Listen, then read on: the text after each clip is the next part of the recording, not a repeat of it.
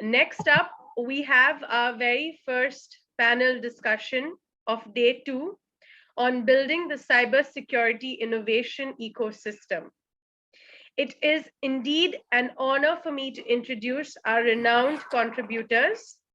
Let's start with our eminent moderator, Mr. Mohamed Nabil Mostafa, Global Chief Information Security Officer, Egyptian Arab Land Bank, Mr. Samala Atsinbako, Director, Social Media and Communications, Cybersecurity Experts Association of Nigeria, Mr. Peter Izzo, CIO, Zenith Pensions Custodian Limited, and Mr. Suleiman Isah, IT Security Incidence Manager, Federal Inland Revenue Services. We also have Mr. Philip Irode, Deputy Director, ICT Security and Cyber ICT Authority, and Mr. Taz Chikwakwata, Managing Consultant, CYBERNESIS. Now over to you, Mr. Mohamed Nabil, to moderate the panel. Hi, everyone. It's a great honor to have participate in such event in West Africa. And we are lucky today. We have diversity of participants in the panel from different aspects of security, from social media to ICT to consultancy to financial sectors and instant response. Regarding today, it's digital transformation. It's going all over the world, everywhere. Financial sector, governments, everywhere. But digital transformation without cybersecurity and securing transaction, dealing with information, it will be a big issue. Is it enough for each organization now to secure, to provide security alone? What happened in the war between Ukraine and Russia shows that it's not only organization issue, became a national security issue or national issue. So now it's important to cooperate, to propose cooperation between all organizations, sponsored by the nation governments and all authority to create resilience, security, culture, and protection. Now, it's a lot of governments started to issue information sharing platforms, cooperation, and even national awareness campaign for cybersecurity against fraud, phishing, because it's a major threat attacks for now. I want to start with Mr. Taz regarding what do you think about the role of cybersecurity plays in digital transformation age? Thank you for the question, Mohamed, and good afternoon to the panel and all in attendance. If I had to answer that question in 2 seconds, I would say that the role that cybersecurity is playing is currently not enough of any role, really. But to be more specific, looking at digital transformation, to answer that holistically, we need to obviously firstly define digital transformation, which we can define as the process of using digital technology to create, modify, review processes to improve your culture, your customer experiences, operational efficiencies, and essentially at the end of the day, we want to increase shareholder and stakeholder value. Your stakeholders being your customers that you can then allow to have better experience. So when you do all of these things, you exponentially increase your attack surfaces. And that's exactly where cybersecurity steps in, to protect that shareholder and stakeholder value. And a question that might come up is to say, how much value are we really talking about? How much is this really necessary? And I would want to then point to a recent report that was done by Ponmon Institute around the digital transformation and cybersecurity. According to them, 82% of IT security executives actually attributed their breaches to digital transformation. If they didn't have digital transformation, we wouldn't have had these 82% of breaches. So gone are the days when we can say that security can come in at the end of the process when we've put our products out there as quickly as we can.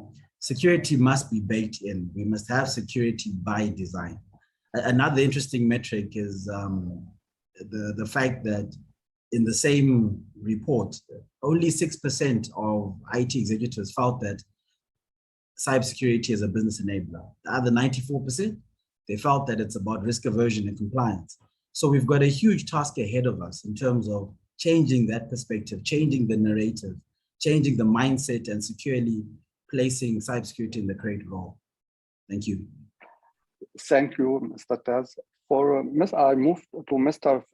Philip, because to secure digital transformation, we need to secure the infrastructure which carry on the information and digital transformation. How can we protect our national critical infrastructure, and why a direct threat intelligence and cooperation is important in such digital transformation? Thank you very much, sir, and all panelists. Greetings wherever you are. As earlier introduced, my name is Philip Irode. I work at the ICT Youth Authority as a Deputy Director in charge of Information Security and Cybersecurity. Now, when you're looking at critical infrastructure, or rather a national or a state's critical infrastructure, you'll find actually they are diverse and they exist both from what I call private entities, as well as the government agencies, the likes of, let's say, air travel control systems, telecoms, banking sector, which might be in the private sector, health, which might be in the both private and public sector. You have manufacturing. Those are actually the critical government infrastructures that greatly determine the economy of a nation. And for you to be able to, successfully assure your citizenry or your people that you have actually provided protection mechanism for your critical infrastructure, you need, first of all, to identify them. And one thing that is becoming quite clear is like automation, or basically what my colleague has said, the digitization has actually moved the provision of these services to what you call IoT. We have, manufacturing currently relying on what you call SCADA systems, which are basically supervisory control and data acquisition systems that are based on ICS and, of course, IoT. Now, you realize this is all about technology. Now, the protection mechanism will greatly be determined by what strategy the government or the people concerned within that state have identified as important. And of course, you realize that for you to be able to identify what is important, you also need to identify the threat posture that is actually exposed to this. So you really need to have what I call a national risk assessment for you to be able to identify what protection can be put on your critical infrastructure. When you're talking about threat intelligence and why collaboration is important, we are currently living in what I call an ubiquitous global arena. You cannot be able to identify what international boundaries are when you're talking about technology, when you're talking about cybersecurity and cyber threats. These are threats that traverse borders. They have no, you cannot be able to block them because, the digital cyberspace is open. And it is important for us to actually look at threat intelligence and collaboration because of the following. One, cyber threats can actually cripple a government. And I say this because assuming the threat is actually targeted to the CII, which is the critical infrastructure, a government can actually be crippled. Number two, it can actually even, jeopardize or paralyze state or a government's decision-making organs and systems. Assuming, the organs that make, laws of parliament are taken hostage, they can't make communications, they can't make declarations. Actually, a country can be in a state of jeopardy because of a cyber threat, which perhaps can be targeted to that, organization. Then the next area is they can actually be used to trigger what I call, massive panic and uprising, assuming through misinformation or disinformation, which might be perpetuated by maybe state actors, activists, or terrorist groups. You find that there is massive misinformation. It can send a greater population through panic or any other area. And lastly, of course, with global perception, we are currently dealing in a digital platform where everything needs to be digitized, and the level of trust that you have within your digital platform determines how well you are perceived out there. Thank you very much, Mr. Mohamed. Back to you. Thank you, Mr. Philip. Great insight. Now I want to move to the other pillar for digital transformation, the equipment, devices, and software. I move to Mr. Peter, and I want to ask him how we can completely secure our OEM devices, servers, software, and make sure it's secure. Mr. Peter. Okay, thank you, moderator. Thanks for the opportunity to be part of this panel. Today, cybersecurity, as we are all aware, is actually a growing concern in the ecosystem. There are many firms and that produces security devices that help to stop attackers from gaining an entrance into any network. Big tech companies releases a good number of solutions that users embrace, and within days, what do we see? There are already vulnerabilities, and we are now faced with updates upon updates and patches until you get tired and you begin to source for alternative security solutions when we are faced with more threat. Now, there is this school of thought that some of the developers, are deliberately leaving loopholes for attackers to exploit. This, in turn, keeps them relevant, in the industry by developing patches for their solutions. So it is assumed to be a ploy, to create more jobs for developers and other OEMs.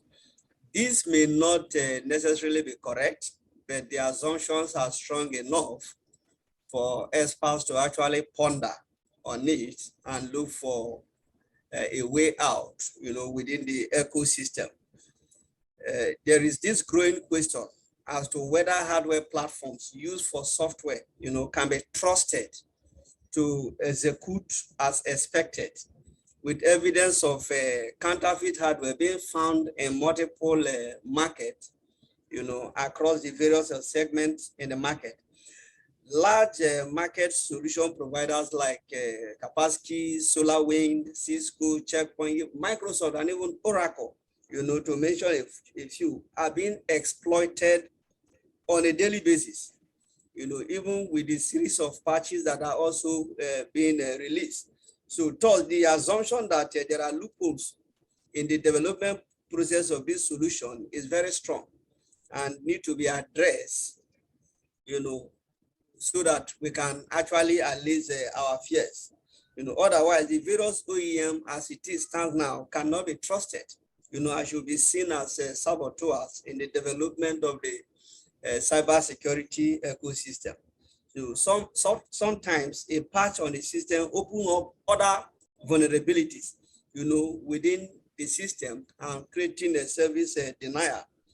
There is therefore need for experts, to actually review the processes and strengthen the system in order to create a comfortable environment, for the global users, all over the world to trust the various service providers and the solution, the original equipment manufacturers, to ensure that the products that are being produced actually meet the standard to avert the vulnerability experienced today in the ecosystem. Thank you. Thank you, Mr. Peter. Great point of view.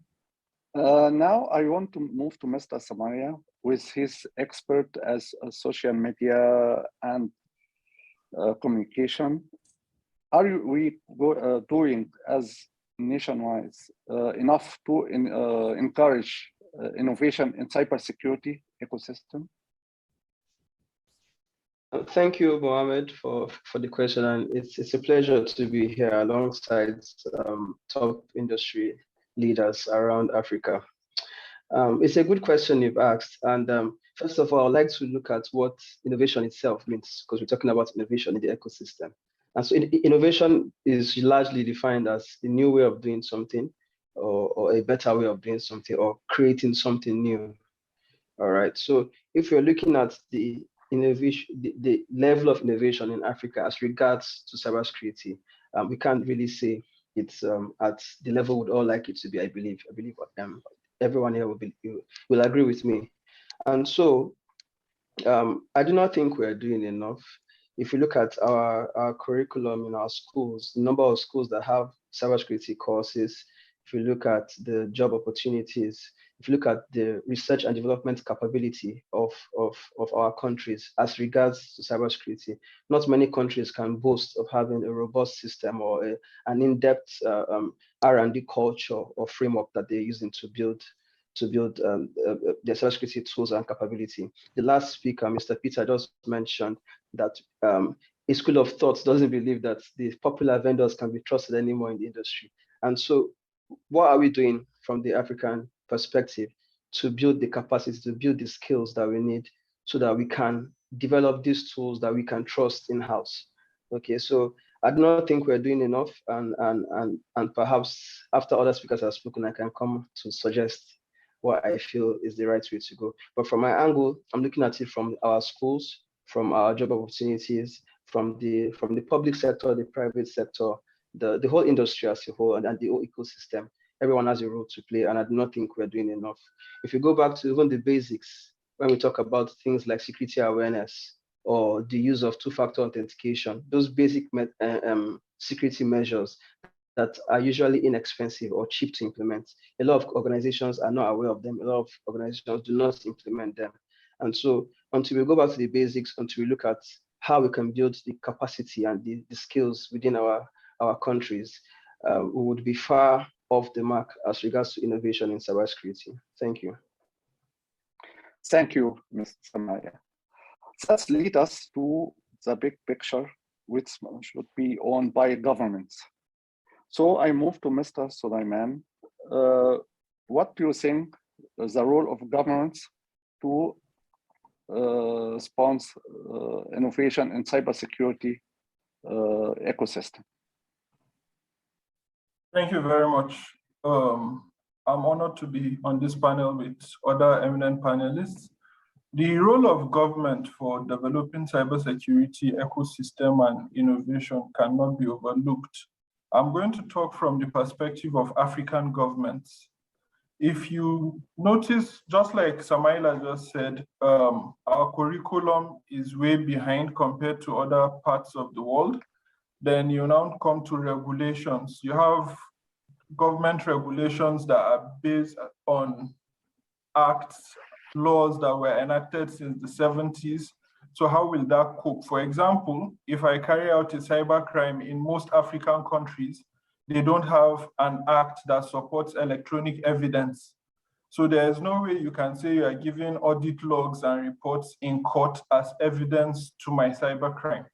So government has to come in to create the enabling laws, and also they can come in to promote the development of the manpower. We have a lot, population is something Africa has, so we can actually churn out a lot of professionals that will specialize in different aspects of cybersecurity. In turn, they will drive the innovation, create the ecosystem, and that can lead to revenue creation for the continent or for the countries. Thank you.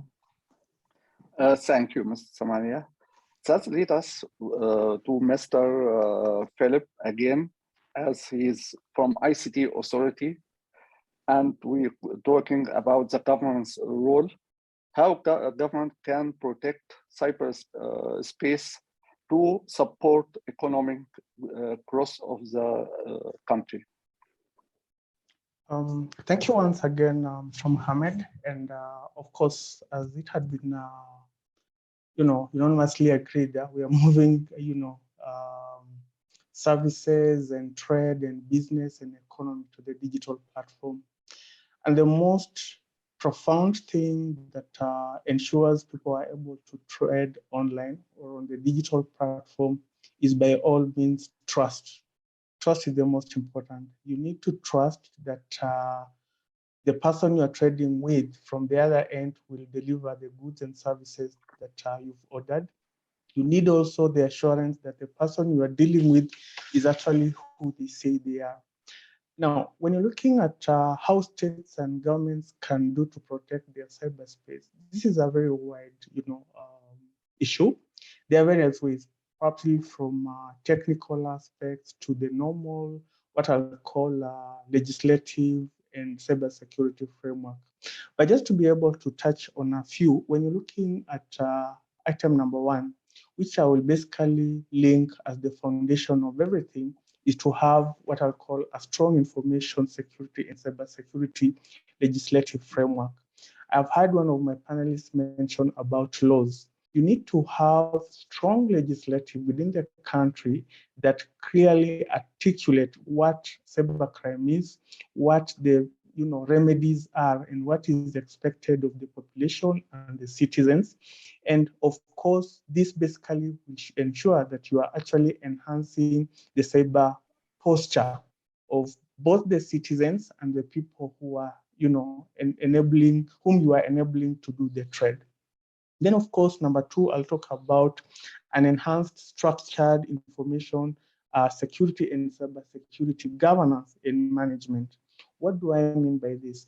I'm sure from my panelists and their respective countries, we have this problem where there is an overlap and even, gray areas. You do not know who does what and who to go to when things go south or when something needs to be addressed. So if you have strong institutions that are clearly understands what they need to do, and of course, how do you solve issues of cybersecurity? For example, when an incident happens, what is the communication line? What is the escalation procedure? What agency does what? And who is supposed to be part and parcel of the response team? Those needs to be clearly articulated, with each organization or agency having clearly understood lines of actually addressing the issue.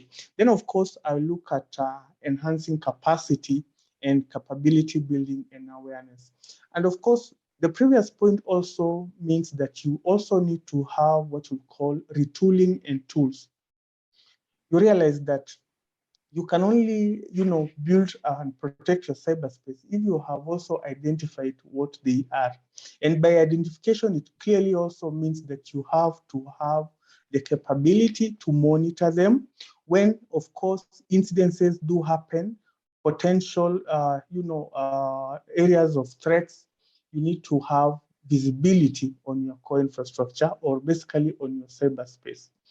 For example, as a government, do you have a government SOC or do you have a sector SAT? Whether it's in health, education, banking, finance, or telecom. Those are some of the levels of visibility that you need to have on them. Then, of course, capacity building, very important. Retool and tool your technical people, your agencies, give them the tools that are required, the skills that are required, threat hunting, visibility, so that they are able to anticipate and remediate these incidences when they happen. Because all we are actually trying to do is to provide an assurance, a safe cyberspace to enable, what we call digital trade. And lastly, there is one of the most important things that is now becoming apparent for all organizations, which is global collaboration and information sharing. We are now on a global platform where boundaries no longer exist in the digital space. A breach that happens in our neighboring country is as good as a concern for us in Kenya. So information sharing, who are these state actors? Who are these hackers? Who are these? What are these source of IPs where breaches are coming in from? Such information sharing will actually equip and make other, state of governments anticipate when threats do happen. Because if we are using the same platform, let's say the payment gateway that we have is SWIFT. When SWIFT is breached, it basically means the whole banking system globally is actually impacted. So information sharing and collaboration has become one very important aspect that governments need to embrace and ensure that we are collaborating to ensure we actually have a safe cyberspace for the greater of all of us. Thank you, Mohamed. Back to you. Thank you, Mr. Philip. You raised a lot of points, Nabil, and a lot of gaps. When incident happen, who should I go to, and how cooperation and building nation SOC. And Mr. Samaria also raised the awareness and R&D and school education.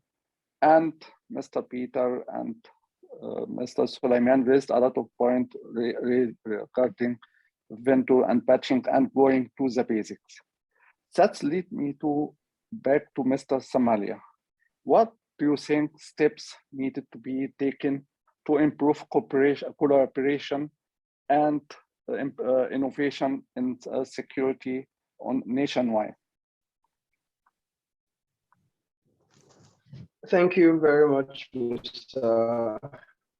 Mahmoud, for the question. Sorry, Mr. Mohamed. So just like the last speaker said, there's a lot that has to do with the kind of information we have. So if you do not know what assets you have, you wouldn't know how to protect them. So one thing that needs to be done is better knowledge on how we are protecting on the assets we have, first of all. And then within the ecosystem, we've mentioned collaboration, we've mentioned things like information sharing. When you come across threats, when you've done your research, you've been attacked, you should be able to share that information with other organizations so they can also protect themselves. So the last speaker made mention of the government having like sectorial sets. That's a very excellent way to go, because they would share information based on what they've monitored on the different resources that may be targeted by the bad guys. I also think we need to build results-based R&D culture. So we're not just creating organizations to do R&D in quotes, right? We are creating organizations that are doing R&D and they're churning out results where we're getting meaningful, actionable things that can be used to make decisions. And it shouldn't be used for like money sharing and other irrelevant things as we see happen often. As regards to innovation, we're having quite a number of startups now in Africa, some of them in the cybersecurity space, thankfully.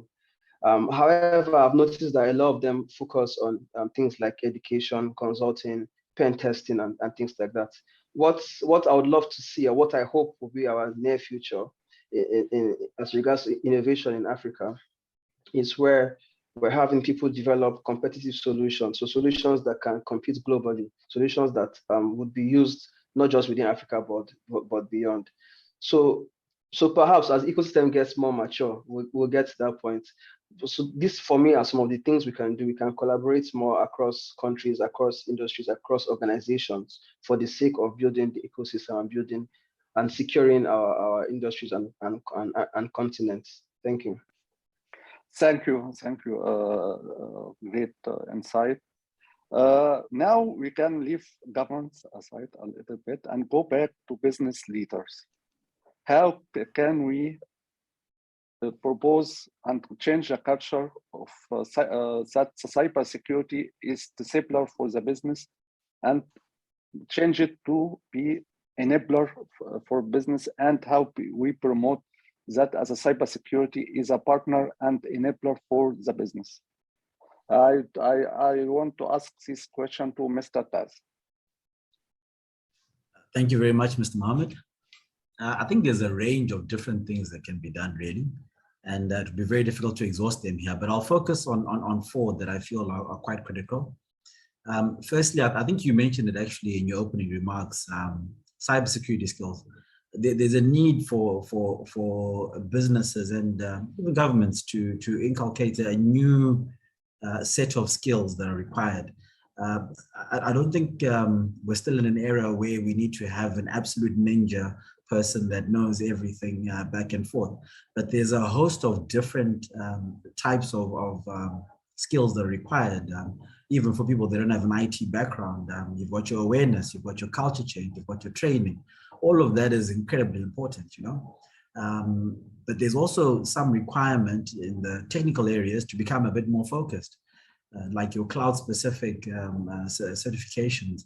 If you look at example, I think about 2 weeks ago, EC Council released a new cloud-specific certification, and this is on the backdrop of ISC² releasing another similar one. I think it was about 2016. So these are things that we need to really think about, and we need to have an innovative approach to it. We shouldn't always say that someone needs to have a specific background in order for them to work within cybersecurity. Let's be innovative in our approach to having the right people to do the job. The second thing that I feel is quite important, especially for senior level executives and CISOs, for a long time, cybersecurity has seemed to be impeding and slowing down processes. So there's a need for executives to move a lot more quickly than they have been before. I spoke earlier on about digital transformation, and as well as with innovation, speed is an incredibly important factor to that. So we need to move quickly in our decision making and in our engaging the business. And when we do engage the business, especially on board level, it seems as if boards are getting a little bit tired with a lot of technical language, and we need to change our language to be more business oriented. And with that, rather than always just saying, no, what you want to do is completely insecure, we cannot do that, and stop being naysayers, we need to find a path, a way to be able to be enablers, where we'll say, rather than no, how can we do this quickly and safely, and find a way around that. The third thing I think has been spoken about, to flog a dead horse really, sector-wide collaboration is incredibly important. And summits such as these help for that. I mean, on the core right now, we have people from Kenya, Nigeria, Zimbabwe, Egypt. And that's the sort of collaboration we need to consistently have. It's very difficult with cybersecurity in that in some cases, people don't want to share what they've been through and what they're going through at that moment. Whether it's with regards to reputation, whatever it is, that there needs to be some safe place where people can be able to do that and be able to learn from it, you know. The last thing that I always feel, no matter what happens, no matter how much we innovate, no matter how fast or quick we move, we need to do something that I call eating your vegetables. And that's always making sure that your bare bones basics are in place. That's your risk mitigation and assessments, your threat modeling. Specifically, today we're talking about cloud. You need to have third-party risk management programs in place.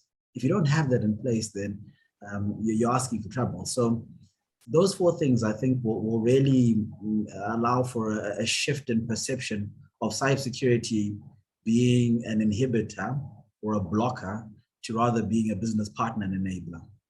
Thank you. Thank you, Mr. Taz. A great insight. I want to move to Mr. Suleiman. Now we are in Africa and we are developing countries, and cybersecurity became very advanced, and we see Europe, NATO, US have cooperation and a lot of innovation cybersecurity. How can we as Africa countries and developing country get ahead and get in line with that cybersecurity and participate? Okay, thank you very much, Mr. Mohamed. Part of the issues we are having as developing nations in Africa with cybersecurity is we tend to forget our starting point and we want to jump to where other developed nations are. So by skipping certain steps in the whole process, we now create vulnerabilities that make us, vulnerabilities that open up our landscape. Another thing with developing nations is when we talk cybersecurity, IT and co, we have a lot of things we can actually leverage our deficiencies. For example, one of the major deficiencies for developing nations is poor infrastructure, poor electricity, bad roads and co. Bad roads actually create a good physical security measure if you are doing remote backup sites, which you can now offer to developed nations as a service where they have backups. Poor electricity, slow bandwidth and co are also deterrents to attacks. So we can leverage on that backup disaster recovery aspect of it. Then you now talk of the ecosystem, that's the physical environment we have. We have a lot of fresh water in Africa. Now we're talking cooling systems, cheaper cooling systems and electricity for powering data centers. We can leverage these fresh waterfalls for hydropower, which is clean power, to power these data centers. Now we have underwater data centers where the water cools your infrastructure. Rust occurs faster in salt water. Africa has more fresh water inland. So that means the rust won't be as fast as what other nations, developed nations that have salt water would experience. So there is a lot we can actually benefit in the developing ecosystem as developing nations without us trying to be in a race with the developed nations. We should know our place and move at that pace. Thank you very much. Thank you, Mr. Suleiman. I want to move to Mr. Peter. Now we can see for the health issue, we have the WHO organization. We have the United Nations for national issues and between nations. It could be possible to have unify the effort for cybersecurity protection in organizations such as that, or even on Africa level. Okay, thank you very much. My answer is going to be in two parts, a yes and a no, for us to actually have a unified and a successful cybersecurity innovative ecosystem.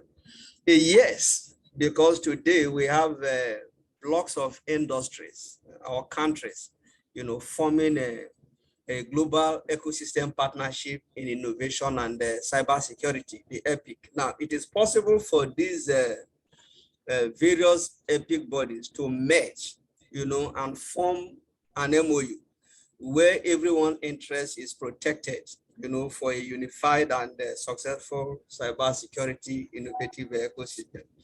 In that case, there should be a common legal framework, government initiative, special protection projects, and law enforcement to ensure that everybody is carried along. Now, this assumes the larger body can now act as a unifying organ, the way United Nations is and the World Health Organization is acting now. Now, countries that refuse to sign in, into that body should not be classified as a countries of interest, because there must be a reason why you don't want to sign in into that global body. Now, specifically, the role played today by the global EPIC bodies that we have need to be expanded in such a way that it can handle every country at large, by providing the leadership and the resources to a global community of digitized clusters. They need to also assist countries and through partnership with their states and regional organizations. Now, develop and advance methodology associated with growth, of the cybersecurity ecosystem. Currently today, we have just 30 members global EPIC, representing just 20 countries, which is very small, that has formed this. Now, the global EPIC is not legally incorporated. That is to show that any country that commit crime against them, they find it difficult to even prosecute them because it's not a legal body. Now, the general legal body that we are proposing to should be legally incorporated, and they will form a united front, funded by the various governments that will be part of the system to ensure that this is possible to achieve. Now, a no, that is for my yes. Now, a no, because there are different interests today. And cyber security is actually used as a tool, to fight other governments. Today, those that are enjoying the space, are paralyzing the government of other nations, and other nations find it difficult to actually take legal action against them. We saw recently the case in 2008 where the war between Russia and Georgia, the cyber war between them, and currently what is also going on between Russia and Ukraine now.